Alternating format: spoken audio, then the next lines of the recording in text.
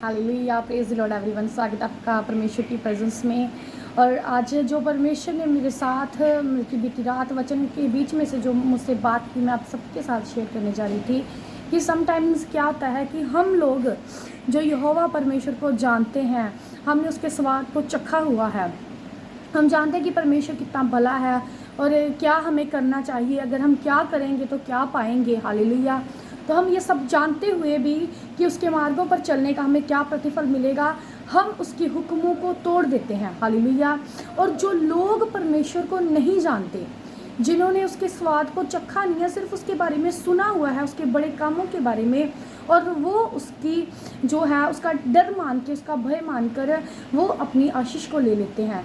जैसा कि परमेश्वर के वचन में जब हम यहोशू की बुक को पढ़ते हैं तो लिखा, यहोशू ने जब दो बेदियों को भेजा कि जाओ जो यरीहो नगर है वहाँ पर जाकर तुम भेद लेके आओ उस नगर का।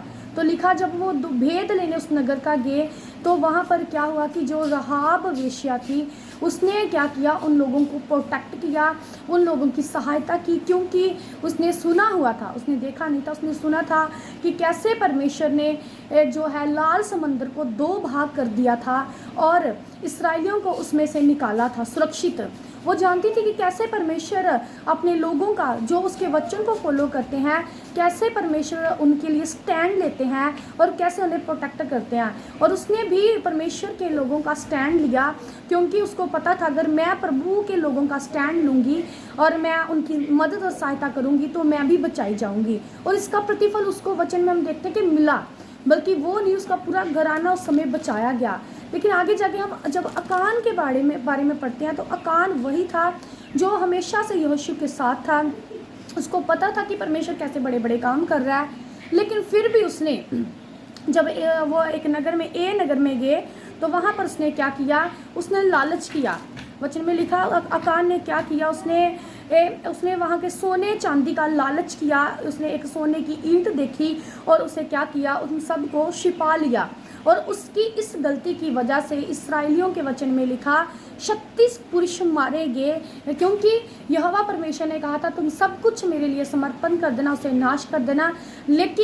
लेकिन अकान ने क्या किया, लालच किया। उसने प्राय धन का लालच किया, उसने परमेश्वर को सीरियसली नहीं लिया। उसकी वजह से 36 लोग मारे गए और बाद में वो भी मारा गया। हालेलुया।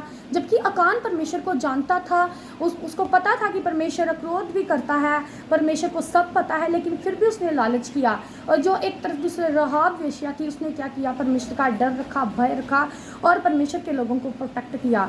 सो हम जितने लोग परमेश्वर को जानते हैं, वचन को चख चुके हैं, पवित्र आत्मा के स्वाद को ले चुके हैं, उसकी सामर्थ को पहचान चुके हैं, हमें आज ज़रूरत है, मुझे और आपको, कि अपनी छोटी छोटी कमियों को जिन्हें हम लाइटली लेते हैं, थोड़ा सा चोरी, थोड़ा सा झूठ, थोड़ा सा इधर उधर खिसक जाना परमेश्वर की हजूरी से, उसकी हजूरी को सीरियस ना लेना, उसकी हजूरी में ठट्ठे मजाक करना, ये छोटी छोटी चीज़ों को आज मुझे और आपको ज़रूरत है अपने बीच में से निकालने की, ताकि हम बचाए जा सके, हम परमेश्वर की परफेक्ट उस प्लानिंग को अपने जीवनों में पूरा होता हुआ देख सकें।